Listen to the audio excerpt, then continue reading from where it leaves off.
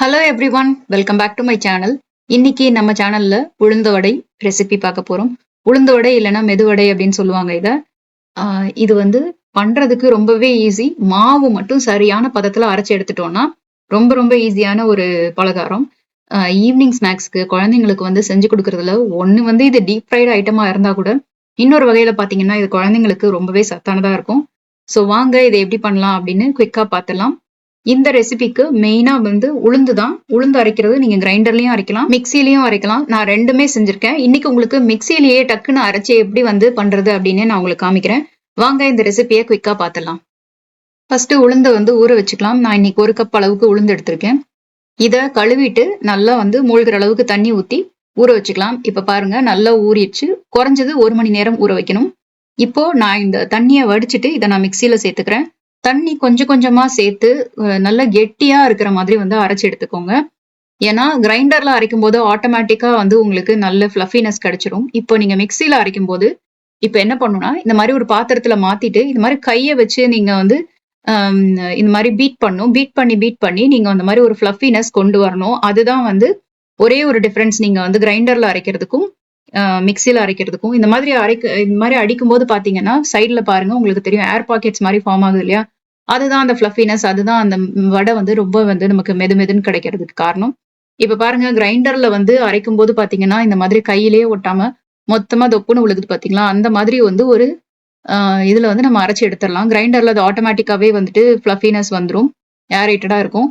ஆனா இன்னைக்கு உங்களுக்கு நான் கிரைண்டர்ல அரைக்காம மிக்சியில அரைச்சு தான் செஞ்சு காமிக்க போறேன். அடுத்து தேவையான பொருட்கள் பார்த்துடலாம். நான் இன்னைக்கு வெங்காயம், கருவேப்பிலை, கொத்தமல்லி, அதுக்கப்புறம் பச்சை மிளகா, அப்புறம் கொஞ்சமா இஞ்சி இதெல்லாம் எடுத்து வச்சிருக்கேன். பொடி பொடியா கட் பண்ணிக்கணும். அதுக்கப்புறம் கொஞ்சமா உப்பு போட்டு நம்ம எடுத்து வச்சிருக்க எல்லாத்தையுமே சேர்த்துக்கலாம். எல்லாத்தையும் சேர்த்துட்டு இப்போ நம்ம வந்து லைட்டா இதை மிக்ஸ் பண்ணி விட்டுக்கலாம். இன்னொரு விஷயம் பார்த்தீங்கன்னா மிளகு சேர்ப்பாங்க இதுல. மிளகு நீங்க முழு மிளகாவும் சேர்க்கலாம். இல்லைன்னா நான் சேர்க்கிற மாதிரி 1-2 இடிச்சு போட்டு அந்த மாதிரியும் சேர்க்கலாம். நான் மோஸ்ட்லி வந்து குழந்தைங்களுக்கு கொடுக்கறதுனால பச்சை மிளகாயை அவாய்ட் பண்ணிட்டு இந்த மாதிரி மிளகு மட்டும் நல்லா சேர்த்துக்குவேன். இப்போ நம்ம எண்ணெயை வந்துட்டு சுட வச்சிடலாம்.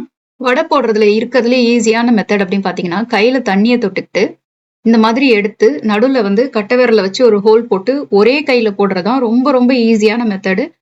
ஆனா ஒவ்வொரு தடவையும் வடை போடுறதுக்கு முன்னாடி கையில தண்ணி தொட்டுக்கணும்.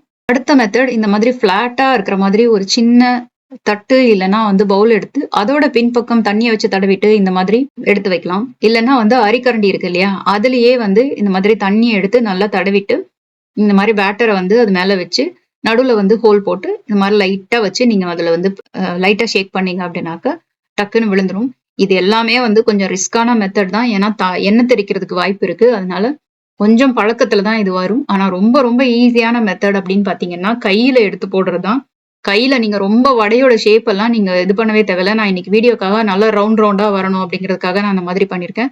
கையில இந்த மாதிரி எடுத்து டக்குன்னு போட்டீங்கன்னா சின்னதா போட்டீங்கன்னா வந்து ஃபர்ஸ்ட் வந்து ஆரம்ப காலத்துல இருந்து உங்களுக்கு ரொம்ப ஈஸியா இருக்கும்.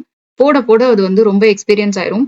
அவ்வளவுதான் பாருங்க, செம சூப்பரான மொறுன்னு வடை இந்த மாதிரி வந்துட்டு ரெடி ஆயிடுச்சு.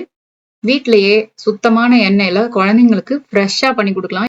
எங்க போய் நீங்க வடை வாங்கிட்டு வந்தீங்கன்னாலும் வீட்டுக்கு வர்றதுக்குள்ள வடை ஒரு வழி ஆயிரும். அவ்வளவுதான், சுட சுட வடை ரெடி ஆயிடுச்சு. இதுக்கு நம்ம செம சூப்பரா ஒரு கெட்டி சட்னி, தேங்காய் சட்னி அரைச்சோன்னு வச்சுக்கோங்களேன். செம சூப்பரான ஈவினிங் ஸ்நாக், குழந்தைங்களும் விரும்பி சாப்பிடுவாங்க. ஸோ இதை நீங்களும் ட்ரை பண்ணி பாருங்க. ட்ரை பண்ணி பார்த்துட்டு எப்படி இருந்தது அப்படிங்கிற உங்களோட கமெண்ட்ஸை எங்களோட ஷேர் பண்ணிக்கோங்க.